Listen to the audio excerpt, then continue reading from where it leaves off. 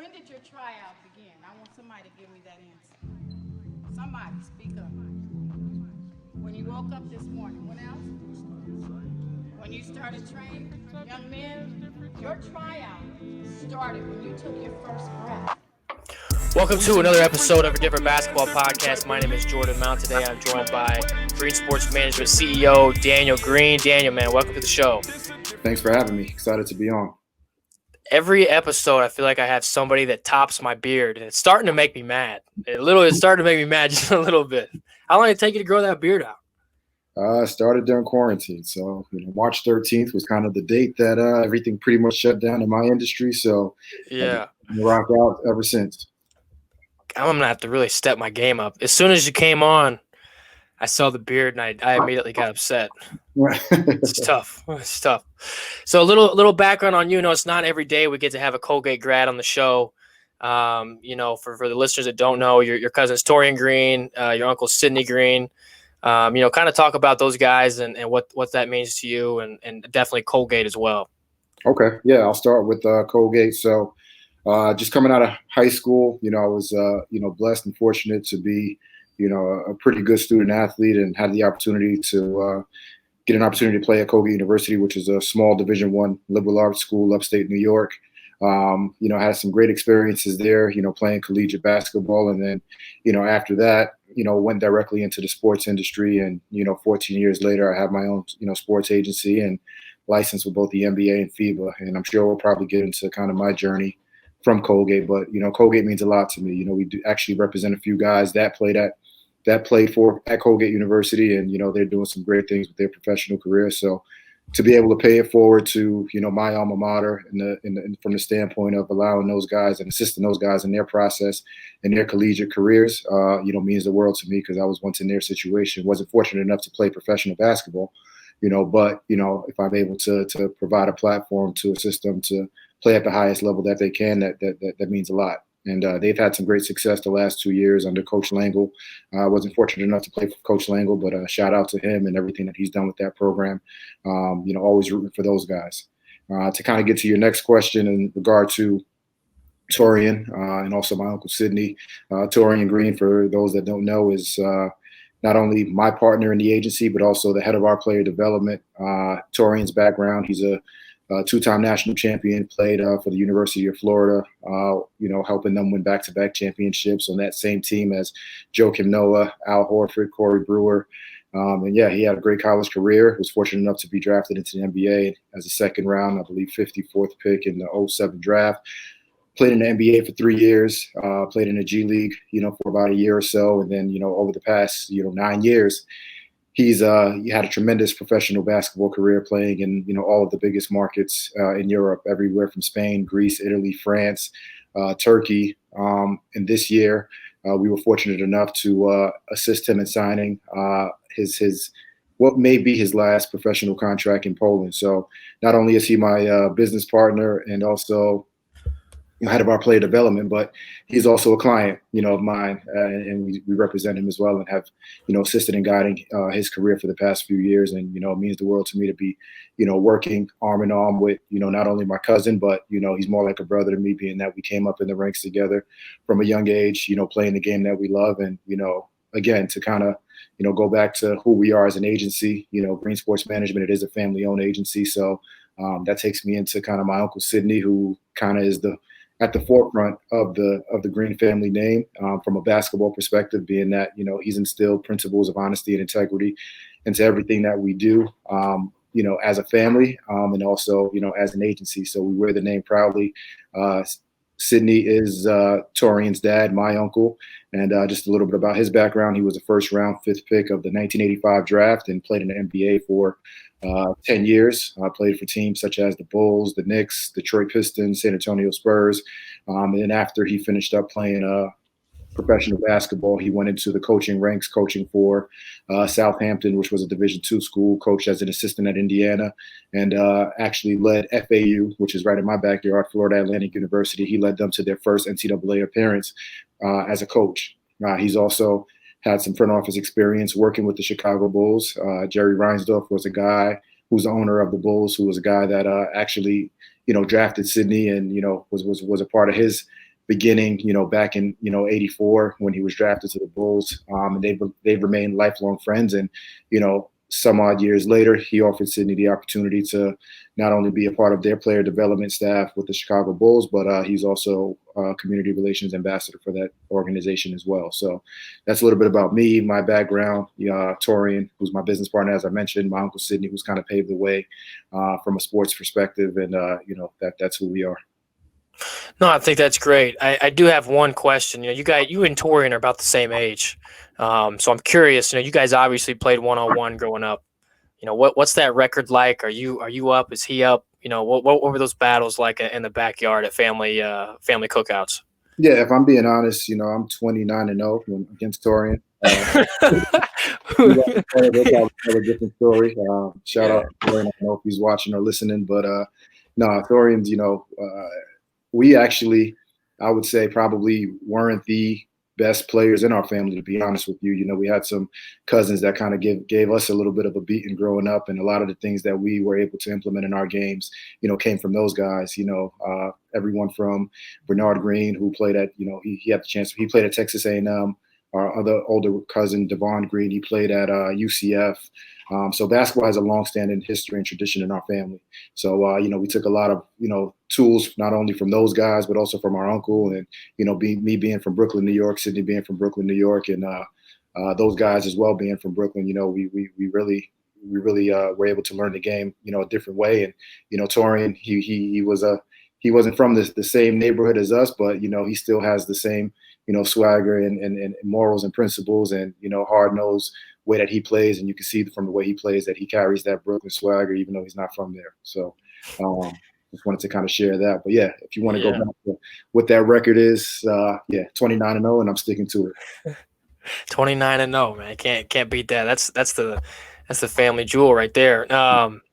Man, I really do love New Yorkers. I think it's some of my best friends are from New York, and you guys all have this mantra about you, where you take care of your own. And I think that's absolutely incredible.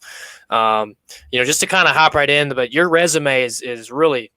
I was looking you up earlier, and last week, and you're from Brooklyn. You went to Colgate, but then you worked for Rose Professional Sports right out of college. And then you ended up working with the Miami Heat. Now you are where you are. I'm probably missing a few gaps there, but I want to know, what's been your favorite part of the journey so far, in this sports journey that you've been taking? Great question. So yeah, just in terms of, it's definitely been a ride. It's been enjoyable. There's been a lot of highs, a lot of lows, but definitely blessed to learn from all of those experiences that I had in my career trajectory to get to where I am. I think every, stop and situation that I've been in has prepared me for the role that I'm in now, because I've seen the game and the industry on all levels, kind of what you alluded to start. Once I finished up at Colgate, had a tremendous opportunity to work for Rose Professional Management, which a lot of people don't know, was the first group to actually be acquired by CAA, and that kind of kick-started CAA's sports division and basketball division. And as everyone knows, CAA is one of the largest agencies today.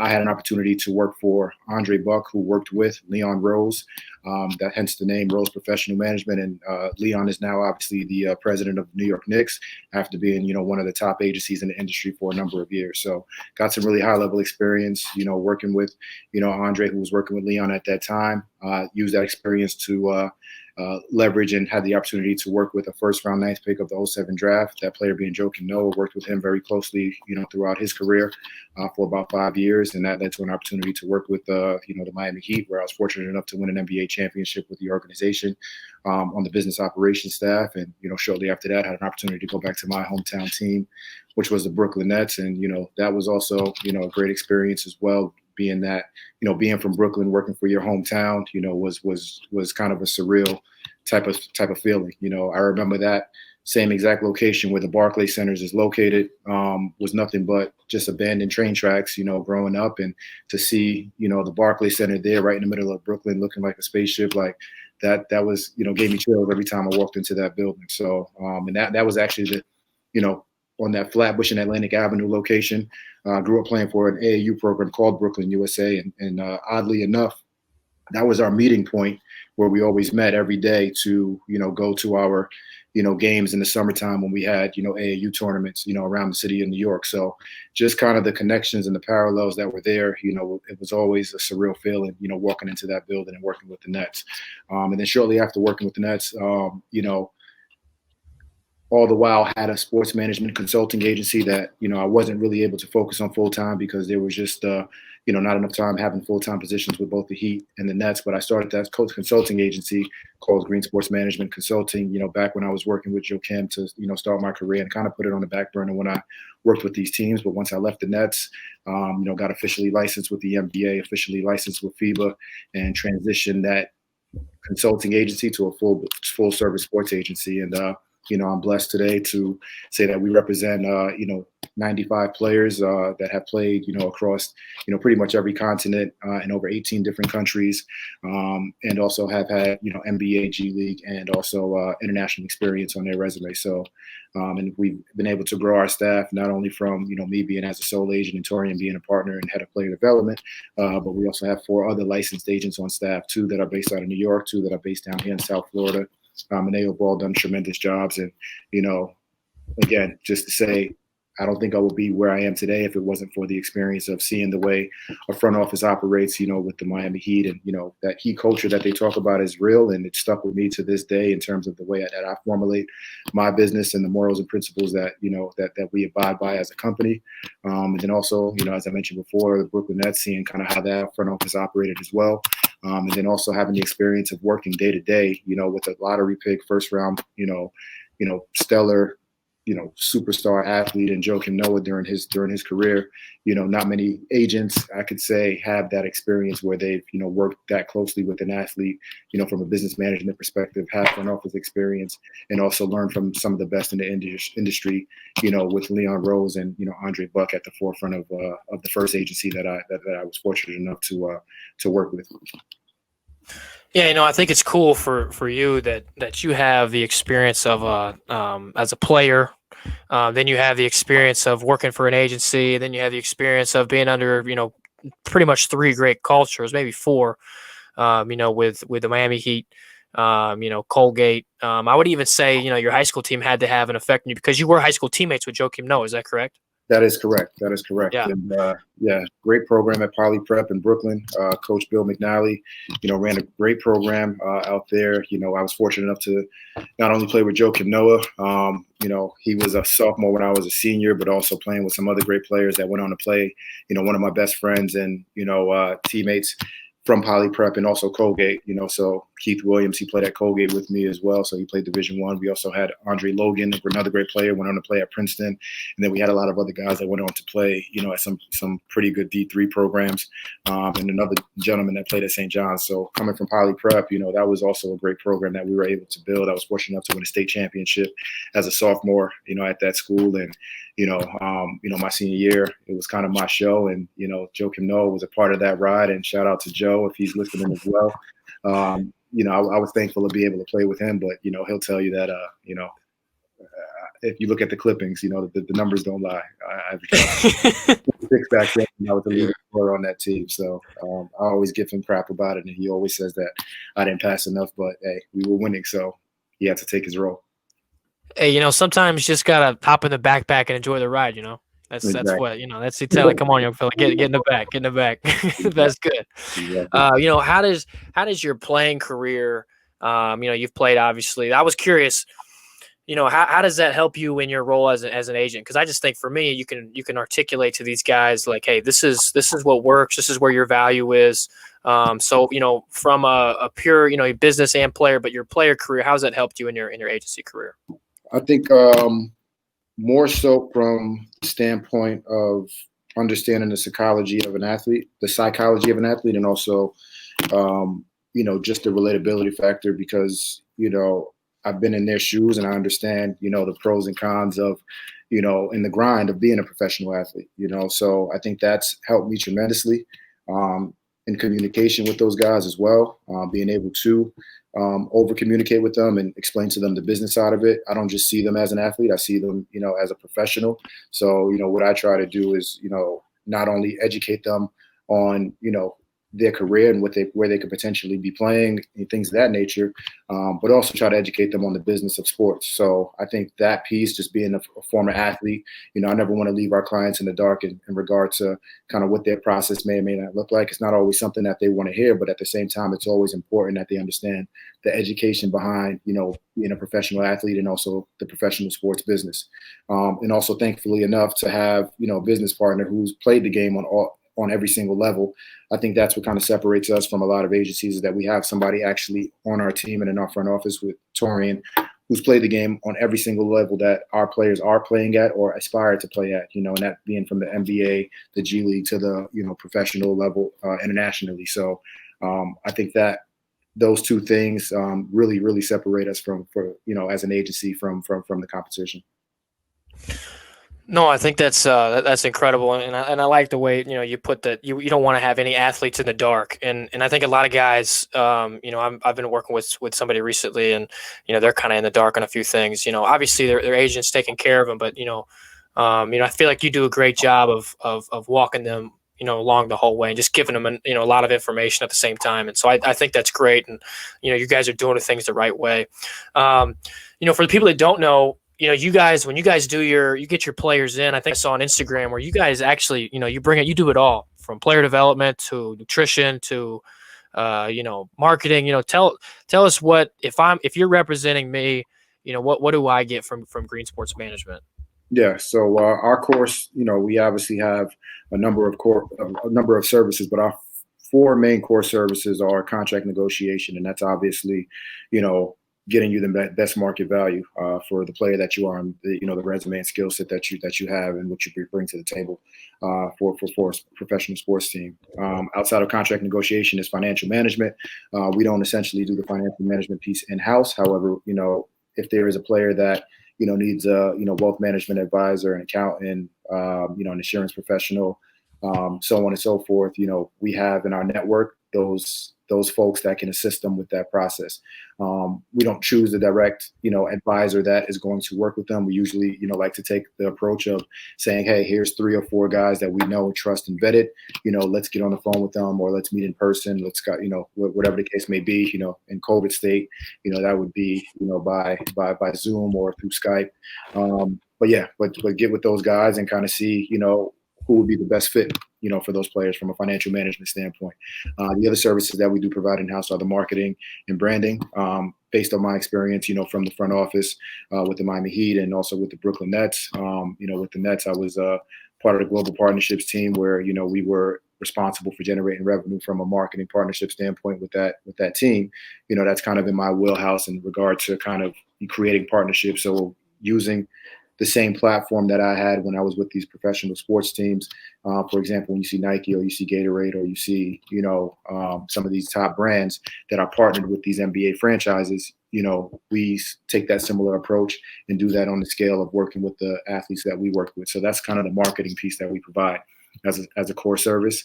And then the last piece is player development, which we really ramped up this year. So from a player development standpoint, we look at making sure that our guys have the tools both in season, out of season, and also throughout their pre-draft and, pre-pro career development stage. And that's headed up by, Torian Green, who's my partner. And, he's done a heck of a job with, being able to guide these guys, not only from the standpoint of the on-court training, but also the mental aspect, the mental approach of what you could potentially expect as a professional athlete. And, you're getting it firsthand from somebody that's done it and been there before. So I think that's also invaluable. And then outside of just the on-court training portion, we also, try to provide our guys with the off-court regimen of strength and conditioning during the off season. And then also outside of that, rehab and recovery, which is also essential since, your body is your temple, your body is how you make money. So you have to invest in that. And we try to assist in that investment process with our players in terms of getting them, to the utmost ranks of taking care of their body and taking care of their game from an on-court, off-court, and also rehab and recovery standpoint. No, I think that's great. I think, the player development side and the marketing side are both up my alley, and everybody kind of has a brand. Everybody's had a brand, but with social media now and how big it's blown up. It's like, everybody's brand can really, you can monetize and really show kind of what you represent. No, I think that's amazing what you guys do. This is a TBL sponsored podcast, so I got to ask some TBL questions. Sure. How did you meet, David and Evelyn Magley? How'd that relationship start? Great question. So met David. How did we meet David? So we do a tremendous job of pushing and marketing our athletes, and obviously David has been involved with the Canadian League and also now the TBL.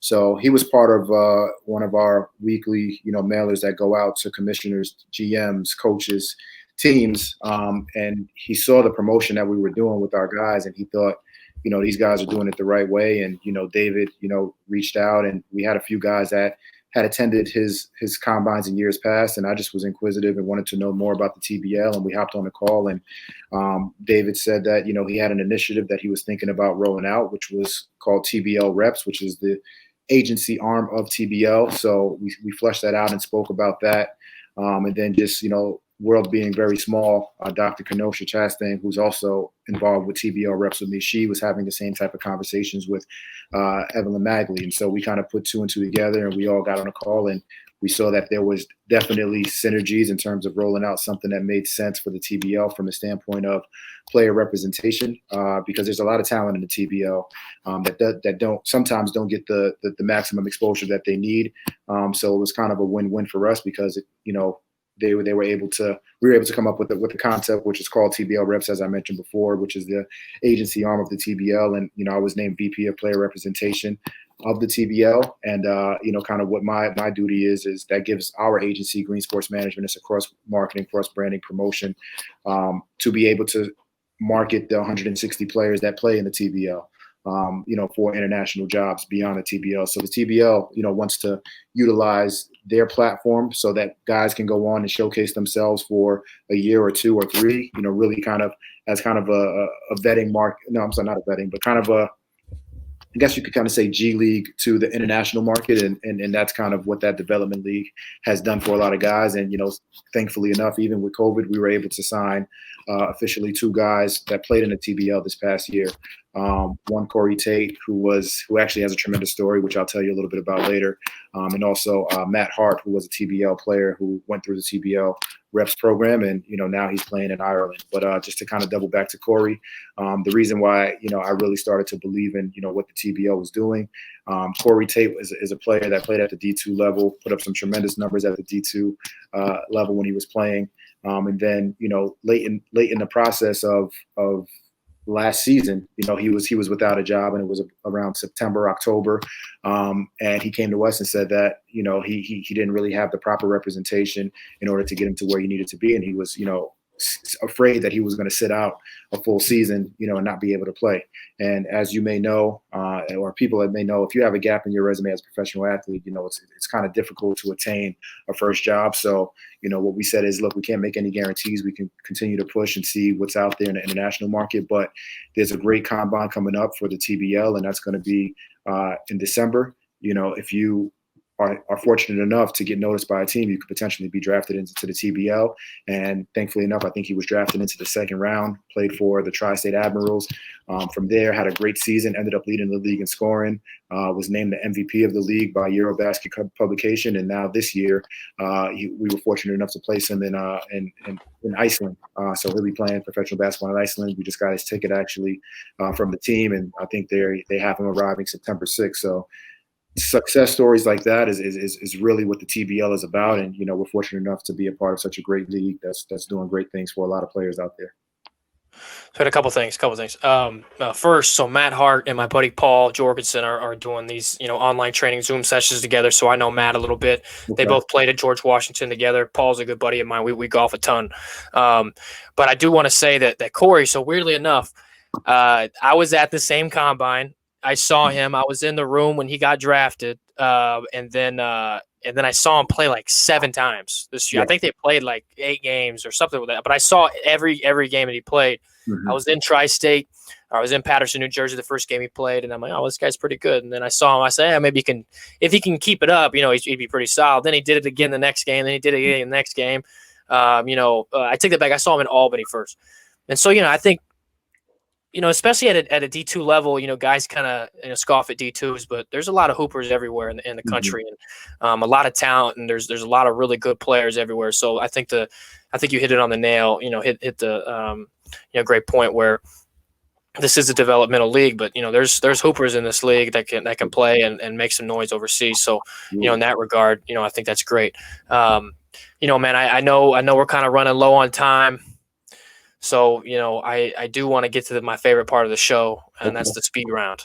Okay. Uh-oh. You know what the speed round is? I don't know what the speed round is. Just be careful, man. I got some tricky questions in here. Okay. So the speed round is you got 1 minute to answer as many questions as possible. I got them up here. I got one tough one that I think is going to throw you. So, that's all right, here we go. Let's get it. You ready? Are you ready? Yeah. All right. What's your favorite place to eat in Miami? Prime 112. Favorite part of TBL? Could be one word answer. David Magley. What is your favorite pizza in Brooklyn? Ooh. La Traviata on Montague Street. What's your favorite gym you've ever been in? It's a tough one. Miami Heat Arena. What's your favorite place to visit? Ooh. I'm living here, Miami, Florida. How many countries have you been to? Ooh, a lot. I would say over 15. Should I name them all? No, keep going. No, you're good. If you could name one game from college, what would be the best game that you've played in? Ooh.